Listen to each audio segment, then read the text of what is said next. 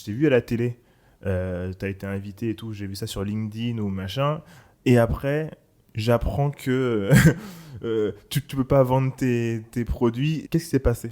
Non, ben, en fait, ce qui s'est passé, c'est que dans un marché où il y a une pénurie, t'as deux types de mecs. T'as ceux qui décident d'en profiter et de vendre leurs produits 3 fois plus cher et au plus offrant. Et t'as ceux qui décident de continuer leur business comme avant en essayant de soit vendre moins cher, soit faire différemment pour essayer de répondre aux problèmes. Nous, on a dès le départ, tu vois, avant que les prix soient encadrés, avant qu'il y ait tous ces sujets étatiques et sanitaires, tu vois, c'est des vraies questions sanitaires. On a dit, nous, évidemment, que nos prix du gel, moi, je crois le 5 février, j'ai reçu un mail d'un client en Asie qui voulait acheter l'intégralité de mon stock. C'était beaucoup quand même, au prix que je voulais. Vraiment, Ok. je pense que je leur ai dit, je te vends un flacon à 10 euros ou à 12 euros. Il l'aurait pris parce Ouais. que la situation en Chine a été tellement dramatique Qu'il fallait qu'ils aient pris tout du monde aussi. exactement. Donc du coup, évidemment qu'on l'a pas fait, tu vois, parce qu'on avait une éthique, on a des clients ici qui nous font confiance et compagnie. Et surtout, on n'a pas augmenté nos prix d'1 euro. Mm. Et quand le peu de fois dans des revendeurs indépendants qui avaient décidé d'augmenter nos prix, bah alors, ils font ce qu'ils veulent, c'est la loi en France. Du coup, on sera hyper dur dans les prochaines négos. Et voilà, pour nous, c'était hyper important qu'on ne touche pas. C'est pas parce qu'il y a une situation. Par contre, ce qui était important pour nous, c'est qu'on fasse différemment. Et c'est pour ça qu'on Ouais. a établi un gel qui est antibactérien, sans parfum, sans paillettes, parce qu'on s'est dit, en fait, le temps là, il est plus aux licornes et aux paillettes, justement. Il est en fait à tuer ce putain de virus et à fournir du gel antibactérien, biocide, médical, tu vois, très important, rassurant, avec un taux d'alcool très fort. Et du coup, on a changé toute notre supply en 1 semaine et demie. On a vendu que ce produit-là. Sur votre site? Ouais, sur notre site, mais à destination. Comme c'était en confinement, en fait, on faisait uniquement aux professionnels. Ok. Parce qu'on voulait pas, on veut pas remplacer l'eau et le savon, mais on voulait en fait Être une option. Exactement. Et on était moins cher que ce produit-là. Du coup, on a réduit toute notre marge, mais on était beaucoup moins cher que même l'encadrement du prix du marché, tu vois. Et on en a fourni à des éboueurs, à des policiers, en fait à des gens. Alors parfois on en donnait, parfois on le vendait. Tu vois, on a fait un Shopify qui s'appelait youareheroes.mercyandy.com. Lourd. Le gel s'appelle Cool, ça. Merci Andy et tu le commandais par carton et on le livrait comme ça. Et c'était les gens qui bossaient encore et qui avaient vraiment besoin de gel, tu vois, et qui étaient en galère. Et après, on a utilisé notre communauté pour en offrir, où en fait, si vous connaissez des infirmiers, du personnel soignant et compagnie, et qui en ont pas dans leurs hôpitaux, dites-nous et on vous en envoie et on shippait des cartons comme ça. Tu vois, moi, j'étais super content parce qu'il y a eu un esprit de solidarité énorme. Toute notre boîte a changé son métier pendant 2 mois. Il y en a qui ont fait du produit, de la logistique, préparer des cartons. On vendait plus à Sephora ou tous ces magasins qui étaient fermés, mais on vendait, on donnait, on faisait des associations, on donnait à des associations qui, tu vois, on a travaillé avec la Shorba, je crois, c'est une association qui distribue dans le nord de Paris, tu vois, et voilà, on a essayé d'aider. Est-ce que c'est de l'opportunité? Ouais, mais en même temps, nous, on avait une usine qui tournait, on savait se procurer du gel et de l'éthanol parce qu'on est des gens qui font ça depuis pas mal de temps. Donc on s'est dit, en Bien fait, sûr. au lieu de rester les bras croisés, faire un PGE et mettre la moitié de la boîte, évident. tu vois, on a mis personne au chômage partiel C'est et cohérent, on a bossé, c'est tu vois. évident. C'est cohérent, c'est évident. Moi, j'ai envie de dire en même temps, quand tu vois les boîtes qui capitalisent sur le Covid, euh, pourquoi pas vous? Enfin, tu vois ce que je veux dire? Enfin, en fait, il y a eu ce truc avec les masques, tu vois. Les masques, il n'y a plus de masques, machin, il faut les acheter. Enfin, puis les gens, ils les ont gratuitement, tu vois. Mais il y a bien un mec qui les a achetés à la base. Ah, c'est clair. Et le mec, il les a vendus. Tu crois, enfin, il croit que le mec, il a fait ça gratuit. Le mec, il demande 10 millions de masques par semaine. De toute façon, il y a eu cette grande question là pendant le Covid et je pense que c'est important. C'est que personne ne travaille gratuitement. Il y a des cas d'extrême machin où tu dois faire des efforts. Mais à la fin de la journée, quelqu'un achète les produits, tu les vends, C'est du commerce. c'est du commerce. Un truc que je voulais pointer qui n'a rien à voir, mais qui je trouvais intéressant, c'est que tu disais que justement le Covid, donc du coup il y a eu il y a quelque chose de positif, je pense, dedans.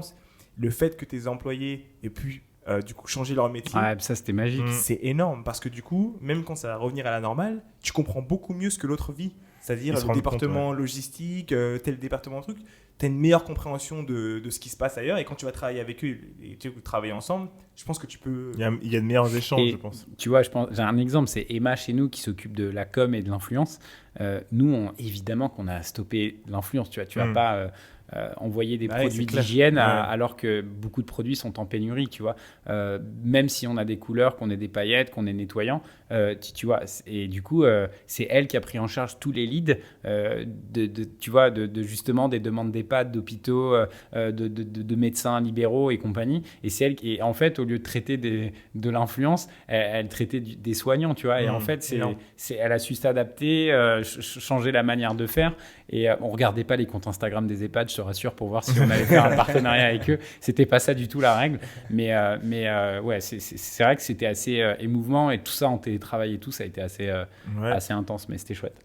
Vous avez posté sur Instagram un peu ce que vous avez fait par rapport à ça? On a un petit peu posté le produit. Après, voilà, tu vois, on a reçu des... En fait, c'est ouf parce qu'on recevait des photos de personnel soignant. C'était trop cool. Donc, on a refait un ou deux posts en story, mais aussi dans le feed de super photos de Nana qui postaient. Et en fait, le bonheur est là. Maintenant que ça s'est calmé et tout, c'est dingue parce que tout le monde te remercie. Les directeurs d'hôpitaux, ils t'écrivent des lettres pour te remercier. J'ai reçu des chocolats, une bouteille de rosé. Enfin, tu vois, ouais, franchement, c'est des mecs, cool. Vous n'avez pas que ça à faire, quoi. Ouais. Continuez de bosser, reposez-vous, prenez des vacances. Mais non, ils prennent le temps d'écrire. La pitié salpêtrière, la directrice du mécénat, Fanny, avec qui on était en échange, pareil, elle nous a fait un super email en disant on peut se revoir pour voir la suite. Et nous, on ne veut pas les lâcher, tu vois. C'est ce que tu disais tout à l'heure. C'est là, tout le monde parlait de ça, tu fais ça. Maintenant, si tu as envie de continuer, comment on peut faire, et on va prendre le temps d'y réfléchir. Ouais, j'ai une dernière question pour toi, parce que tu l'as mentionné là à 5 minutes. C'est le fait que vous travaillez à distance.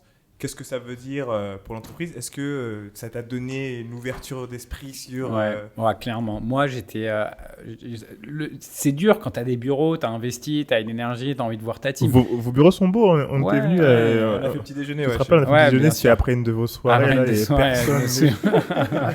Vous étiez tous en train de dormir. Là. Et écoute... Moi, j'ai changé d'avis sur le télétravail. Je pense que j'étais jamais contre, mais c'était très occasionnel. On est très réticents à la base. On est plutôt réticents en tant que jeune entrepreneur un peu con. Ouais. Mais finalement, en fait, on a été hyper efficace. Il faut mettre des process qui sont un peu différents quand tu es au bureau. Il ne faut pas faire des overcalls et les mettre tôt le matin pour t'assurer qu'ils soient devant leur ordi. Ça, c'est vraiment, tu vois, dans les grands groupes. Moi, j'ai vu des potes, on leur mettait des calls à 8h30 pour être bien sûr qu'ils ne se lèvent pas une demi-heure plus tard que d'habitude. C'est call en visio en plus. Et en fait, alors qu'ils travaillent plus tard souvent. Exactement. Donc là, tu vois, en fait, on est tous revenus au bureau le 22. Sinon, avant, c'était chacun faisait ce qu'il voulait. Moi, je voulais vraiment qu'avant l'été, on se repasse une full semaine tous ensemble et tout. Ouais. Et après, je vais changer. Mais j'ai réfléchi encore. Est-ce qu'il faut le laisser de manière arbitraire? Chacun fait ce qu'il veut. Est-ce qu'il faut dire, bah voilà, tu as une semaine par mois, 2 semaines par mois?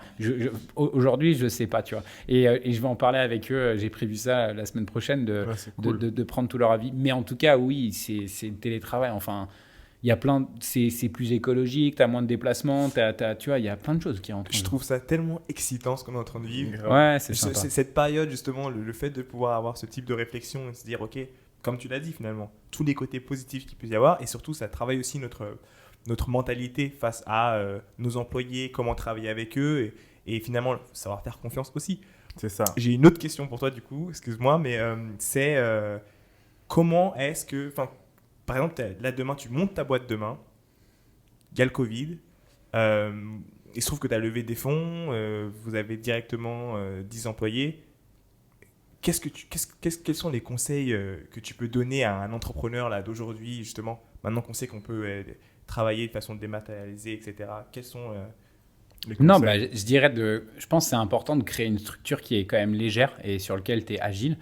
Nous, tout le monde est salarié, on a une freelance qui bosse beaucoup pour nous. Donc, c'est pas une histoire, quand je dis structure légère, c'est de pas s'engouffrer dans des gros investissements, dans des bureaux, dans des gros travaux. C'est clair, et on l'a fait, donc c'est un peu con ce que je dis, mais tu vois que le monde, il est hyper variable.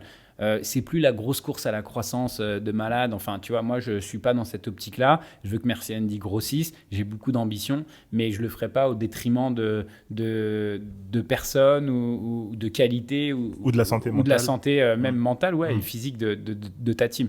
Donc je pense que c'est de garder une structure qui soit hyper agile, avec des gens qui soient agiles, capables. Mais c'est clair que moi, je vois des modèles de boîtes qui sont en train de se créer, et c'est full télétravail. Et en fait, une fois par mois, on se réunit 3 jours dans des villes de France différents. Tu vois, tu loues je sais pas si ça va coûter moins cher au final. Mais tu vois, il y a pas mal de boîtes qui sont en train de se créer comme ça, et c'est excitant. Quand tu fais du produit, et vous êtes des mecs du produit aussi, c'est physique, c'est tangible. Moi, j'étais au bureau tous les jours pendant le confinement parce que j'habite à 1 minute. Ouais, tous les jours, vraiment tous les jours. Parce que déjà, c'est agréable, il n'y a pas de bruit. Il n'y a pas de bruit. Les bureaux près de la Montgolfière, là ? Ouais, j'étais là, et moi j'habite, tu vois, vraiment à 2 minutes, tu vois. Je m'auto-attestais de pouvoir aller travailler, mais vraiment j'habite à côté. Et j'ai pris cher tout seul au bureau, parce que nous, on fait du produit, on recevait des packs, les livraisons, tu vois, la poste continuait de tourner. On a développé 3 nouveaux produits pendant le You Are Heroes. Il fallait tester les pompes, les étiquettes, recevoir, valider, réenvoyer aux fabricants et compagnie. Donc c'est dur. Mais quand tu fais du produit, il faut que tu aies quand même un endroit où tu stockes et tu te rends compte des choses. Mais garder une structure lourde et ensuite... Légère, pardon. Mais lourde dans le sens... Lourde. Et ensuite